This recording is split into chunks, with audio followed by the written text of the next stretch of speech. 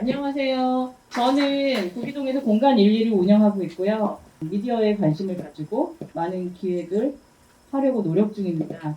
황수경이라고 하고요. 오늘 그림자 기억장치 신영섭 작가님의 개인전 연계 토크 프로그램에 와주신 모든 분들께 감사하다고 인사를 드리고 시작하도록 하겠습니다. 패널 분들 소개를 먼저 시작을 하고요. 일단 신영섭 작가님을 먼저 소개해 드릴게요. 신영섭 작가님은 익히 많이 보셨을 거예요. 일단 과거의 기술을 발굴하고 그 다음에 현재에다가 이것을 비추고 또 이 비춤을 미래에다가 제안하는 미디어 아티스트라고 소개를 해드리고 싶습니다. 신영섭 작가님이시고요. 저희 가운데 저희 서문 글도 써주셨고 지금 현재 백남준 아트센터 학예연구사로 계시는 이수영 선생님 소개해드립니다. 그 다음에 권태현 큐레이터님 미술비평가로 활동하시고 계시는데요. 아시다시피 정말 다방면에 다학제적으로 담론을 이어나가고 계시죠. 저희 원래 신영섭 작가님께서는 전시마다 그 연작의 형식으로 제목을 지으세요. 굉장히 심플하게. 그런데 제가 이번에는 조금 다르게 해보자 라고 생각을 해서 제가 제안을 드렸는데 시크하게 그러시죠 해서 좀 제가 제목을 조금 살짝 바꿔도 그림자는 나오더라고요. 요즘 늦가기 공부를 좀 하고 있는데 소프트웨어 쪽으로 공부를 조금 시작을 했어요. 그러다 보니까 이쪽 용어들이 자꾸 들어오는데 마침 딱 비슷한 용어가 하나 들어오더라고요. 그 샤도우 메모리라고 해서 아시는 분들은 아시겠지만 그림자 기억 장치라고 롬에 저장된 프로그램이 이거 램으로 이동해서 빠르게 수행할 수 있도록 하는 건데요. 작가님 작업에 대해서 간단하게 설명해 주시면 좋을 것 같습니다. 안녕하세요. 원래 제가 생각하고 있던 전시 제목은 그림자 고고학이었습니다. 프로젝터를 거꾸로 투사한다는 의미로 레트로젝터라는 이름으로 개인전을 했었는데요. 이번에는 그거를 이제 부제로 집어넣고 이번에 이제 그림자 고고학은 그림자라는 것은 빛이 없어지면 사라지는 건데 제 작업을 간단하게 설명드리자면 제가 이제 시리즈 작업은 2016년도부터 본격적으로 시작했고요. 그 훨씬 더 전으로 가면은 1999년, 2000년 제가 대학원 다닐 때인데 그때 한 번 시도를 했었습니다. 한 2년 정도. 그러다가 한 15년 정도 멈췄다가 다시 하게 됐는데 초창기만 해도 제가 이제 뭐 작가로서 장르 구분을 할 때 제가 미디어 작가라고 하지를 않았어요. 그러다 나중에 이제 비디오를 본격적으로 사용하면서 비디오 아트, 그 다음에 지금은 그냥 미디어 아트로 그냥 넘어가는데요. 그러니까 1960년서부터 시작되니까 뭐 역사가 길어봤자 뭐 70년 정도밖에 안 되죠. 근데 이제 제 아이디어는, 기본적인 아이디어는 그거보다 훨씬 오래전서부터 영상 매체가 있었다.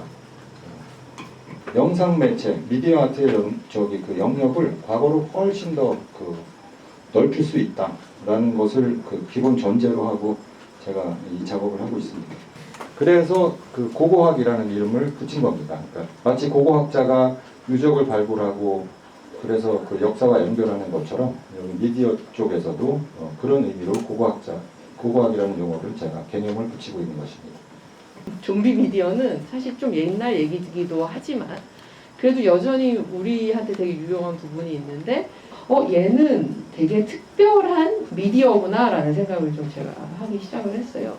그래서 이제 이 작업을 보면서 우리는 좀비 미디어보다 좀 더 나은 용어를 찾고 있다. 나은 것을 찾고 있다. 얘는 왜냐하면 좀비 미디어랑은 다른 차원의 이야기들을 하고 있다라는 생각을 좀 하게 됐고요. 내가 작가님 작업에서 흥미롭게 봤던 몇 가지가 있는데 그 옛날 게임에서 등장하는 그런 픽셀 이미지들 같은 거 있잖아요. 뭐 갤러든지 뭐 스페이스 인베던지 모르겠어요. 사실 아나크로니즘이라고 우리 시대착오라고 생각하는 건 사실 무시간성, 시간이라는 것이 순서대로 없다고 생각을 해보자. 시간이 위계가 없다고 생각을 해보자 라고 하는 그러한 관념에 더 가깝다고 생각을 해서 이 작가님의 작업에서 발견되는 이 시대착오성, 이 아나크로니즘이 되게 흥미로운 지점들을 만들어낸다라는 생각을 조금 하게 되었습니다. 그러니까 그 일반 역사학과 그러니까 고고학이 다른 지점이 미디어에서도 사실은 이런 강력한 미디어가 있기 전에 그리고 있는 중간에도 사실은 그 이면에는 여러 그 고안가들이나 아니면 개발자들이 의해서 만들어진 그 재밌는 요소들이 많이 있거든요. 그런 것들을 가져와서 적용하되 또 아까 그 권태현 선생님이 말씀하신 것처럼 시대착오적으로 역사의 시간대를 계속해서 일방향적으로 해서 어떤 게 최선이냐 어떤 게 가장 새로운 것이냐라는 것을 찾기보다는 시간대를 뒤섞는 것을 오히려 저는 목적으로 하고 있습니다. 과거와 현재를 뒤섞어서 오히려 그것을 연결시키면서 동시에 대비를 강하게 시키는 그런 작업을 위주로 하고 있고요. 좀비 미디어에 대해서 제가 말씀을 한번 제 입장에서 말씀을 드리자면 좀비 미디어라는 말 자체가 전기 전자 미디어를 전제로 하는 것 같습니다. 근데 이제 제 작업은 물론 전기는 쓰고 있지만 그 전자 미디어라고 할 수는 없죠. 그것보다는 오히려 조명에 더 가깝습니다.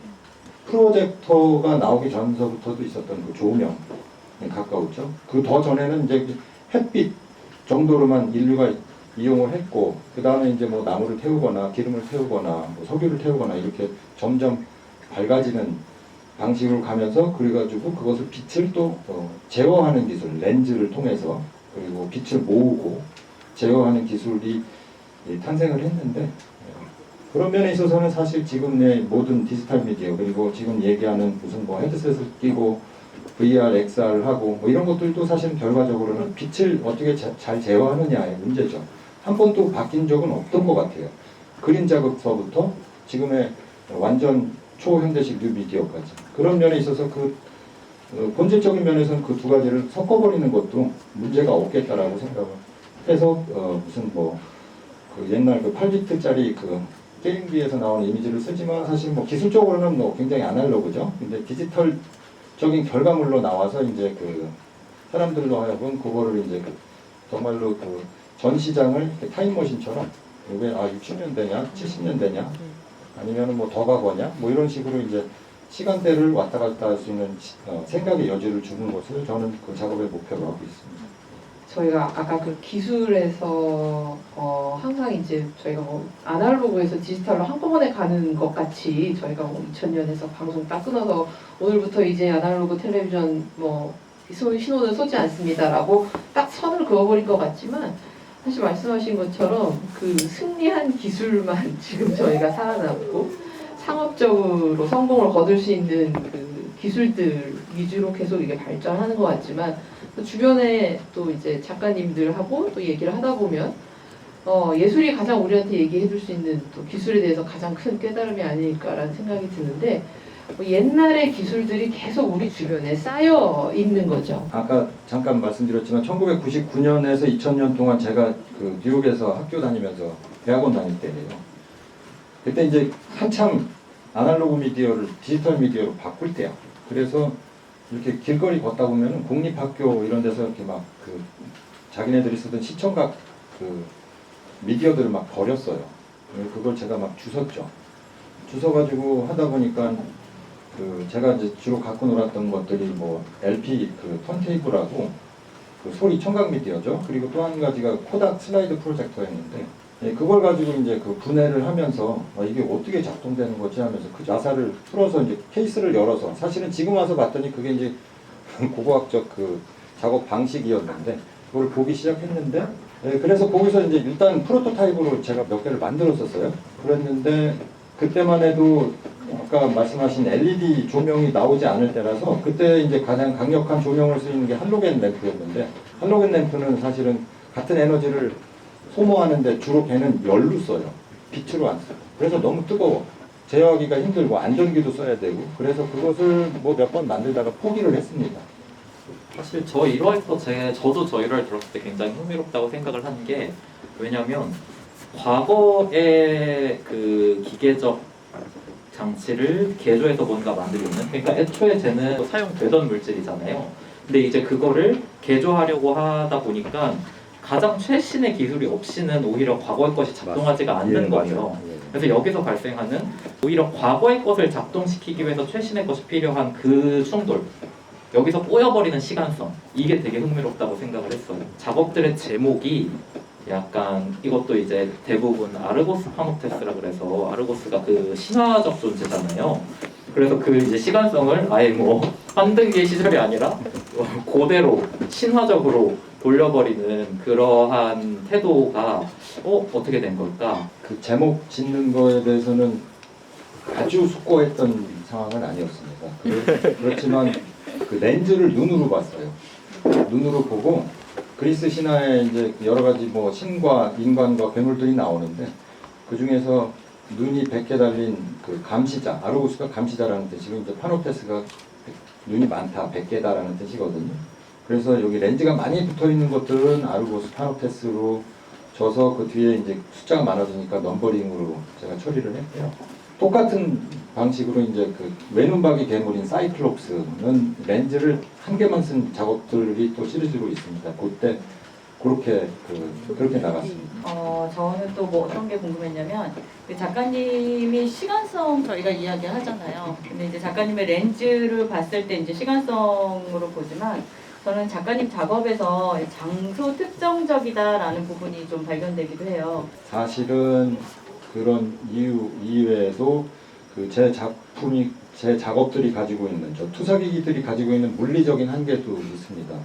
왜냐면 요즘에 빔 프로젝터처럼 이렇게 그 강력하고 센 이렇게 이미지를 투사를 못하기 때문에 사실은 이렇게 커다란 지금의 이제 뭐 미술관처럼 이렇게 그 화이트 큐브로 되어 있는 데보다는 이렇게 작은 방으로 구획된 것이 그러니까 뭐 일석이조죠. 그 제 작업을 보여주기도 더 좋고 또 역사성이라든가 또는 그 장소 특정적이라든가 이런 걸 이야기하기도 좋고 보이게 그러니까 집 자체를 그 과학 장치로 만들어 버린 거죠. 그런 면에 있어서는 그것이 가장 적절했었습니다. 그런데 이제 그게 이제 외져 있고 그래서 뭐 사람들이 너무 많이 찾아오지 않고 그랬는데 그게 이제 뭐 다른 미술관에서 그 현대식 미술관에 갔을 때는 그런 의미는 좀 약해졌죠. 요번 전시는 그래도 제가 그 다행히 여기 보안여관 요 분위기와 요게 적절히 맞아 떨어져서 사실은 요것을 여기에다가 설치할 것인가 아니면 이쪽 방에 설치할 것인가 그 정도 고민하고 요 기존에 있는 구조하고 잘 스며들도록 그래서 마치 이게 원래 여기 있었던 것처럼 하려고 좀 연출은 꽤 노력은 했었습니다. 예, 그것을 알아봐 주시고 바로 질문을 주셨네요. 예. 저 아르고스 얘기하시면서 한 가지 더 하나 얘기를 못한 게 있었는데 딴 게 아니라 저 아르고스는 저희가 안을 들여다볼 수도 있어요. 네, 맞아요. 중요한 그래서 포인트. 네, 안을 들여다볼 수도 있고 그래서 이제 그렇게 함으로써 아까 말씀하셨던 이 내 외부의 이제 그 소통이랄까 안 그러면은 그 균열 같은 것들이 더 이제 가속화되면서 이렇게 단순히 누가 우리를 뭐 감시하는 그런 것뿐만 아니라 이제 우리도 안을 들여다보는 재미가 엄청 좀 중요한 파트인 것 같아요. 제가 이제 그 작업의 가장 모티브로 삼은 것이 그림 작업, 그리고 매직 랜턴, 실물 환등기, 그리고 슬라이드 환등기 등등입니다. 근데 이제 그 중에서도 그 판타스마고리아라고 있는데 시각적인 효과만 말씀드리자면 주로 이제 그 백스크린 기법을 썼습니다. 스크린 뒤에서 있었어요. 그리고 아니면은 여러 개의 그 환등기를 사용할 때는 그 환등사들이 숨어 있어요. 커튼 뒤에, 검은 커튼 뒤에. 그래가지고 그것을 스크린에만 비추는 것이 아니라 천장이라든가 지금 일러스트에서 보시는 것처럼 공중에 매단 천이라든가 아니면은 유령들이 나왔다 사라졌다 좀비들이 나왔다 사라졌다 하고 막 움직이고 여기에 더해서 연기자들을 고용해가지고 여기 뭐 소리를 빽 지른다거나 뭐 이런 식으로 해가지고 아주 혼비백산을 만들었다고 합니다. 네, 그러니까 완전히 이거는 이제 지금의 가상현실보다도 훨씬 더 아주 그 원초적이고 직접적이고 그런 방식으로 이제 그 현실을 만들었죠. 제가 오늘 토크 제목을 사실은 말이 안 되는 제목으로 썼어요. 사실은 빛이 있어야지만 그림자가 생길 수 있는 건데 이 그림자가 비춘다라는 거에 대해서는 아무래도 이제 이수영 선생님께서 쓰신 글을 통해서도 찾아보실 수도 있고 작가님의 작업들이 이런 각 방마다 비추고 있고 오래된 공간을 비추고 있고 이런 것들에 대해서 한번 각기 찾아보시면 좋을 것 같고요. 예, 제가 오늘 준비한 이야기들은 다 한 것 같고요. 감사합니다. 그리고 좋은 질문해 주신 관람객분들과 패널 여러분 감사드립니다. 저도 오늘 너무 즐거웠고요. 그리고 얘기하면서 또 한번 계속 보면서 얘기할 수 있으니까 되게 좀 좋았던 것 같고 얘기 마저 못한 거는 작가님이랑 더 계속하면 좋겠습니다. 네. 저도 전시장에서 토크를 하니까 훨씬 좋은 점이 있네요. 분위기도 그렇고 그래서 들어주셔서 감사하고 뭐 저도 남은 이야기들은 뭐 끝나고 질문 또 주셔도 좋고 그렇습니다. 너무 감사합니다. 저희가 예전에 이런 아무것도 없었을 때 그 고대에 저 하늘에 뜬 달을 보면서 많은 상상을 했었을 거예요. 저 같은 경우에 별명이 달순이라고 해서 달을 너무 좋아해가지고 막 달 사진 찍고 뭐 그 전시 제목에 달 집어넣고 이렇게 하고 있는데 아마도 제가 좋아하는 달은 그런 뭔가 상상의 나라 혹은 이 예술가들이 가지고 있는 상상의 극치 이런 것이 아닐까 생각을 했어요. 그래서 빛, 광학장치, 이 광학, 빛이 있지 않으면 보여지지 않는 그런 것들이 그림자가 아닐까라고 생각했고 그 그림자가 어떤 하나의 모습으로 재현이 되는 것들이 예술가들이 재현해내는 행위가 아닐까라고 생각을 해서 오늘 토크 제목을 그렇게 지었고요. 그 다음에 정말 아까 말씀드렸지만 저희의 이야기보다도 좀 더 이 광학 장치를 하나하나 들여다보시는 시간이 되었으면 좋겠고요.